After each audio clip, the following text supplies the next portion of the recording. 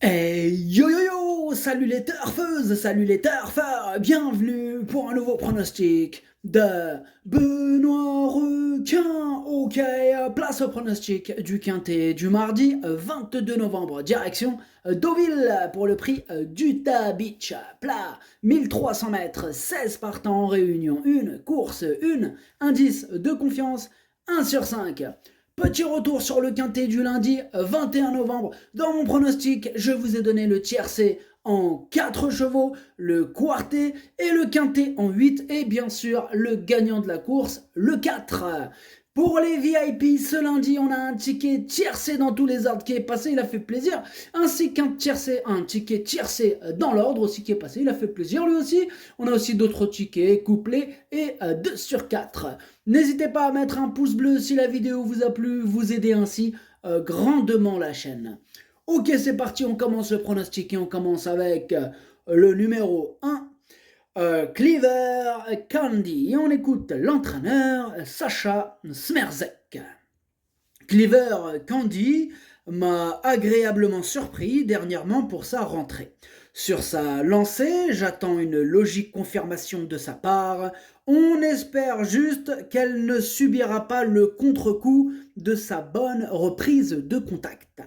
Eh bien, moi, ce numéro 1, malgré le petit doute de la deuxième course après une rentrée, enfin bref, c'est cette espèce de syndrome un peu bizarre qui survient comme ça, de temps à autre.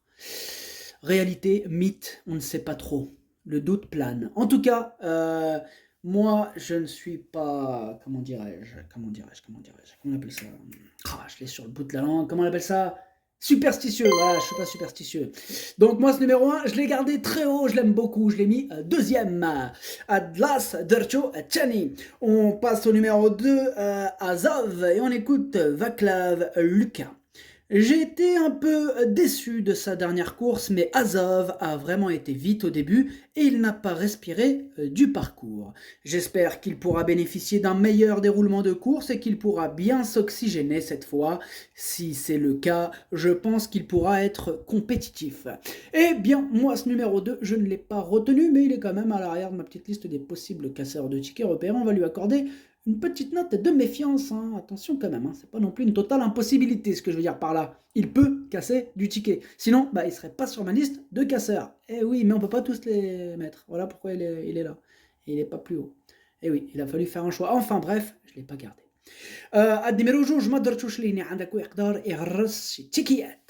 On passe au numéro 3, Moubaleg, et on écoute Jean-Vincent Tout. Moubaleg a repris de la fraîcheur depuis sa plus récente sortie. C'est un cheval qui a des titres sur la fibrée et qui a intrinsèquement une bonne carte à jouer ici. J'espère juste que l'épreuve sera sélective, avec un rythme régulier. Il peut éventuellement manquer de maniabilité sur des tracés avec tournant. Il en demande beaucoup là, Jean-Vincent Tout. Jean-Vincent Tout, ya. Moubaleg, le 3. Moi je l'ai gardé, il me plaît bien, en bout de combinaison, mais je l'ai gardé. Ad numéro 3, Dorcho Leini, Dorcho Fil-Lahar. On passe au numéro 4, au numéro 4, Ozan, et on écoute Georges Doleuse. Pénalisé au poids suite à sa rentrée victorieuse, Ozan n'a désormais plus de marge sur l'échelle des valeurs. Cependant, comme il est toujours en forme et qu'il affectionne de courir à domicile, je le présente ici. Avec un bon parcours, il a les moyens de finir dans les 5 premiers. Et je rajouterai, il a les moyens de casser pas mal de tickets. En effet, ce numéro 4, c'est mon gros regret et c'est mon cheval de complément en cas de non partant, donc attention, possible cassage en vue. numéro 4 درت تشوف البلاصه ديال اللي نبارطون هو الاول فيهم عندكو. On passe au numéro 5, Moa Eva, et on écoute Vaclav Lucas. On sait qu'il sait finir vite ses courses, mais Moa Eva n'a pas obtenu une bonne place à la corde. J'espère qu'il pourra bénéficier d'un bon parcours, il peut parfois se montrer tendu, et j'espère que cela ne sera pas le cas. Il a prouvé son aptitude au parcours, il a le droit de se placer, mais tout sera une question de parcours. Eh oui, tout sera une question de parcours en tout cas. Moi, ce numéro 5, parcours ou pas, c'est mon préféré et je l'ai mis en tête de mon pronostic. Ad numéro 5, والأول ديالي. On passe au numéro 6, Weshdan. On parle pas de la chanteuse, attention. La chanteuse, c'est un grand mot, enfin bref. On écoute l'entraîneur Maurizio Garnieri. Je présente Weshdan ici car je la trouve en très bonne forme. Maintenant, elle a besoin de me rassurer en compétition car je m'attendais à mieux dernièrement. De plus, je n'ai pas de référence sur la PSF. Je ne suis donc pas dans les meilleures dispositions, mais jugé sur ce qu'elle a fait de mieux, elle a les moyens de bien courir. Elle nous a embrouillé là, Maurizio Garnieri. Qu'est-ce qu'il nous raconte? Non, je rigole. En bref, ce numéro 6, moi je ne l'ai pas retenu. Ad numéro 7, Motherchosh. On passe au numéro 7, Check Me Andy. Et on n'écoute personne. Et pourquoi personne? Parce que l'entraîneur, c'est Stéphane Cerulis et qu'il n'a pas honoré l'interview. Pourquoi? Pourquoi, à votre avis, il n'est pas là? Pourquoi il ne veut pas nous parler? Parce qu'il est parti pêcher. C'est Stéphane Cerulis, un féru de pêche à la carpe. Carpe, il l'est muet, en tout cas, muet comme une carpe. Eh bien, Stéphane Cerulis, bonne partie de pêche, amuse-toi bien. Attendez, ce numéro 7, qu'est-ce que j'en ai fait? Il me plaît beaucoup, je l'ai gardé très haut en 3e position. Numéro 7, Darcho Chalet. On passe au numéro 8, Arabino, et on écoute Sacha Smerzek. Arabino vient de renouer avec le succès. Il est depuis resté en forme et se plaît sur la PSF. Il va tenter de confirmer sur sa lancée, malgré une valeur révisée à la hausse et une opposition plus relevée cette fois. Tout d'abord, juste pour remettre les points sur les i, PSF, ça veut dire piste en sable fibré. Alors évidemment, il y en a beaucoup qui se disent « Ah mais c'est bon, on savait ». Mais il y en a, ils se sont dit « Heureusement, il a traduit ».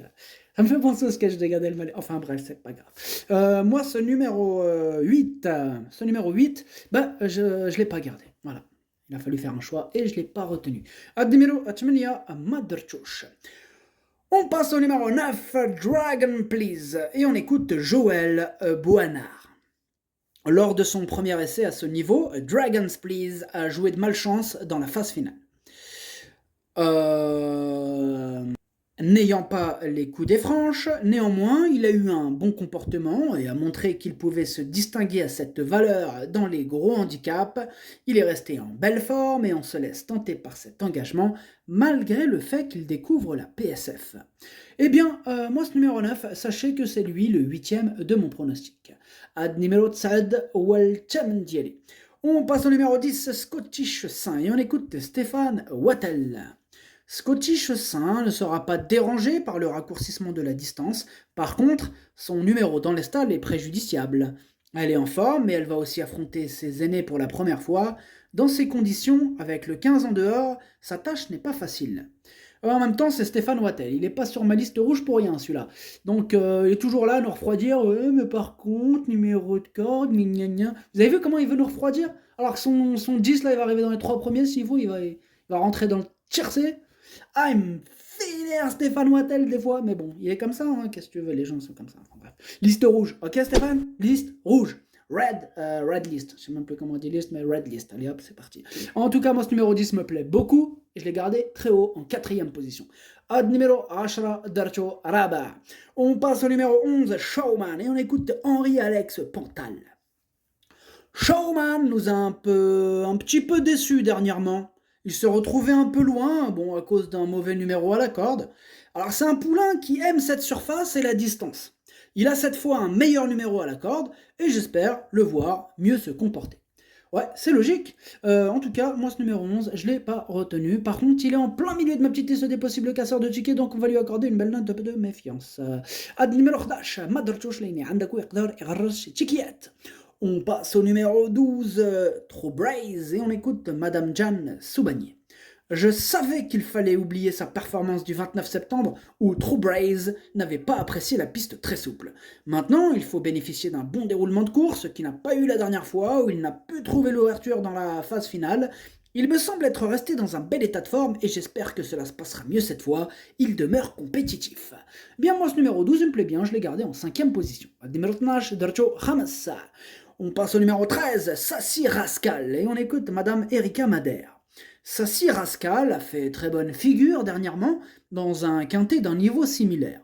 Ce jour-là, elle a été particulièrement méritante car elle avait un numéro de corde ingrat. Elle est restée en bonne forme depuis, à l'issue d'un bon parcours, j'espère logiquement la voir bien se comporter ici. Eh bien, moi, ce numéro 13, je l'ai gardé en bout de combinaison. Ad numéro 13, Darcho Sabah. On passe au numéro 14, Sense of Belonging, et on écoute François Montfort.